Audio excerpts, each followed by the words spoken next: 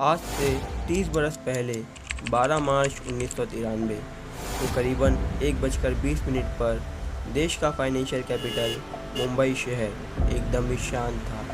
हर रोज़ की तरह वो अपने भाग दौड़ में लगा हुआ था, लेकिन फिर अचानक से शहर की कई जगहों पर एक के बाद एक बॉम्ब ब्लास्ट होने लगे।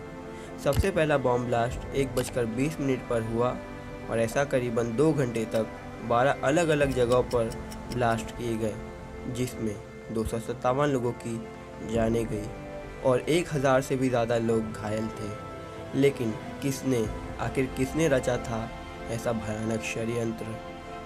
वो था डी कंपनी गैंग का लीडर दाऊद इब्राहिम कासकर। लेकिन आखिर उसने ऐसा क्यों किया? क्योंकि मुंबई तो वही जगह थी जहां पर उसने बरसों तक अपना अड्डा जमा रखा था। अगर सच कहूँ ना, तो इसमें सिर्फ दाऊद इब्राहिम के अकेले का हाथ नहीं था। इस कांड में और भी 2-3 लोग शामिल थे, जैसे कि उस समय का एक और अंडरवर्ल्ड डॉन टाइगर मेमन और पाकिस्तान की सबसे बड़ी टेररिस्ट एजेंसी ISI भी इंक्लूडेड थी।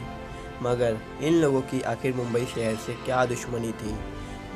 वो जानने के लिए बस बने रहो अंत तक। मैं साथ एंड लेट्स फाइंड आउट। तो अब ज़रा ध्यान से सुनना। दरअसल ये बात 90s की है, जब मुंबई सिर्फ अंडरवर्ल्ड के नाम से जानी जाती थी और टाइगर मेमन भी उन्हीं अंडरवर्ल्ड डॉन में से एक था, जिसके टोटल 6 भाई थे इंक्लूडेड टाइगर मेमन, और वो उन 6 में से सबसे बड़ा था। तो एक दिन क्या हुआ कि मुंबई की गवर्नमेंट ने टाइगर के छोटे भाई की शॉप को तोड़ दिया, जो कि मुंबई के माहिम इलाके में थी। और गवर्नमेंट ने ऐसा इसीलिए किया क्योंकि उसका छोटा भाई उस दुकान में पुलिस से छिप कर काला कांडी वाले धंधे करता था। बट एक दिन हुआ क्या कि वो पकड़ा गया, और इसीलिए गुस्से में आकर गवर्नमेंट ने उसकी दुकान के साथ ऐसा व्यवहार किया। पर किसी को ये नहीं पता था कि इसका अंजाम मुंबई के लोगों को अपनी जानें देकर चुकाना होगा। ये बात टाइगर मेमन को कहीं ना कहीं खटक रही थी, और इसीलिए उसने अपने खास दोस्त दाऊद इब्राहिम से मदद मांगी, जो कि उस समय पाकिस्तान में था। और दाऊद तो बस ऐसे ही एक मौके के इंतज़ार में था। जी हाँ, बिल्कुल ही ठीक सुना आपने। लेकिन क्यों? आखिर दाऊद गुस्से में क्यों था? तो ये जानने के लिए हमें कहानी में 3 महीने और पीछे जाना होगा, यानी कि 6 दिसंबर 1992। ये दिन मुस्लिम्स के इतिहास का काला दिन था।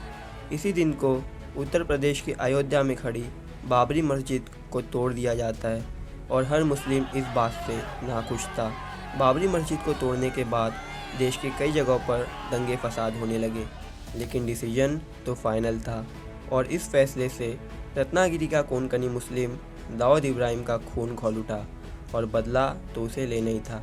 टाइगर मेमन और उसके छोटे भाई याकूब मेमन ने जब दाऊद इब्राहिम से मदद मांगी, तो दाऊद ने मुंबई पर बॉम्ब ब्लास्ट करवाने का आइडिया दिया।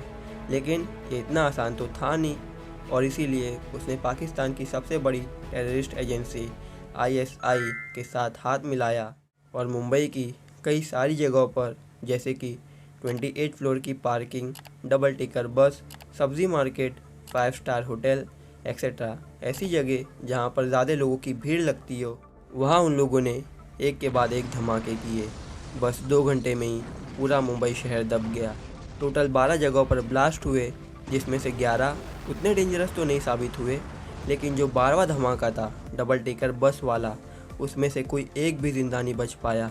और उसी दिन से इस प्लान के 2 मेन मास्टरमाइंड दाऊद इब्राहिम और टाइगर मेमन, और ख़ासकर तो दाऊद इब्राहिम इंडिया की मोस्ट वांटेड लिस्ट में शामिल है, जिनका आज तक कोई पता नहीं चल सका है।